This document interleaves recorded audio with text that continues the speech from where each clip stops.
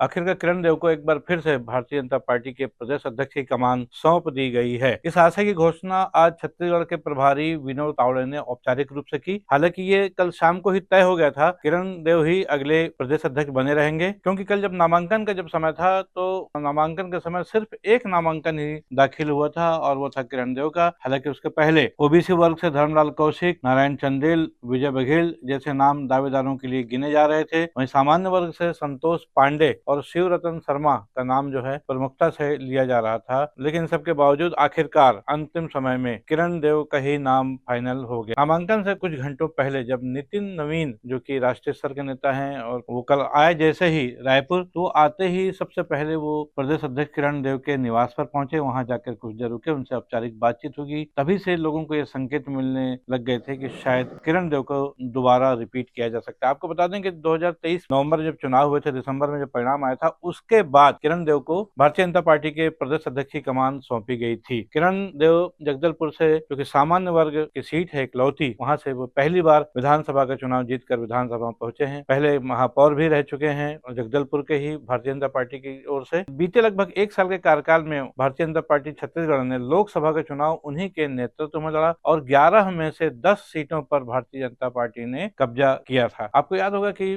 पिछले चुनाव में बस्तर की जो 2 सीटें हैं उसमें एक में भारतीय जनता पार्टी से और एक में कांग्रेस। इस बार दोनों सीटें भारतीय जनता पार्टी ने जीत ली है। दूसरी बात, कांग्रेस के जो प्रदेश अध्यक्ष हैं वो भी बस्तर से ही हैं। जी हाँ, मैं बात कर रहा हूँ दीपक बैज की। वो बस्तर से हैं और किरण देव भी बस्तर से हैं। एक समानता कहा जाए स्तर पर। लेकिन सबसे महत्वपूर्ण बात यह है, आखिर उनको रिपीट क्यों किया गया, जबकि उनका नाम मंत्रिमंडल में शामिल होने वाले संभावित मंत्रियों की सूची में भी था। क्योंकि आने वाले समय में बहुत जल्द नगरीय निकायों के चुनाव हैं, उनके साथ ही जिला पंचायतों के भी चुनाव होने हैं। कहीं न कहीं ये बात अंदर उठ रही थी। जब उनके नाम की चर्चा मंत्रिपरिषद में शामिल करने के लिए हो रही थी, तभी संगठन के सूत्र हैं वो बता रहे हैं कि चूंकि एक साल का जो समय है वो पर्याप्त नहीं था और इसीलिए जिला पंचायत का चुनाव हो, नगरीय निकाय का चुनाव हो, और इसमें निसंदेह कार्यकर्ताओं का जो चुनाव होता है उसमें बहुत सारा असंतोष भी झेलने पड़ते हैं। कोई नया प्रदेश अध्यक्ष यदि बनता है तो शायद वो जो असंतोष को दबाने में उतना आसान नए अध्यक्ष के लिए नहीं होता, जबकि इनको साल भर काम करते हो गया किरण देव को, और किरण देव ने टीम अपनी बनाई है पूरे छत्तीसगढ़ में। तो नई नई टीम है, पिछले कम से कम 6-7 महीने, 8 महीने से 10 महीने से उनके साथ काम कर रही है। उनके लिए इस माहौल में काम करना शायद ज्यादा आसान होगा। बहरहाल आज दोपहर बड़ा एक समारोह था कुशाभाऊ ठाकरे परिसर में, जहां पर कल नामांकन की प्रक्रिया हुई थी। आज उसी स्थान पर तमाम महत्वपूर्ण लोगों की मौजूदगी में छत्तीसगढ़ के प्रभारी विनोद तावड़े ने किरण सिंह देव के नाम की औपचारिक घोषणा कर दी बतौर प्रदेश अध्यक्ष। इस मौके पर मुख्यमंत्री विष्णुदेव साय सहित उप मुख्यमंत्री द्वय अरुण साव, विजय शर्मा, नितिन नवीन, विनोद तावड़े, सरोज पांडे, राष्ट्रीय उपाध्यक्ष लता उसेंडी। तो देखा जाए भारतीय जनता पार्टी के तमाम आला नेता प्रदेश स्तर के सबके साथ मौजूद है। उनके मौजूदगी में किरण देव के नाम की औपचारिक घोषणा हुई। अब उनके सामने चुनौतियां हैं, जैसे कि मैंने बताया कि नगरीय निकाय और जिला पंचायतों को देखना है कि लगातार दूसरी बार अध्यक्ष बने किरण देव इन चुनौतियों से कैसे मुकाबला करके अपनी पार्टी के लिए उपयोगी साबित होते हैं। आज के लिए बस इतना ही। मैं हूं बीडी निजामी, आप देख रहे हैं न्यूज T20। हमारी ये खबर आपको कैसी लगी इस पर अपनी राय अवश्य दें। खबर को लाइक करना ना भूलें और चैनल को सब्सक्राइब करना भी। कल फिर मिलेंगे किसी नई खबर के साथ, तब तक के लिए दीजिए इजाजत। जय हिंद, जय भारत, जय छत्तीसगढ़।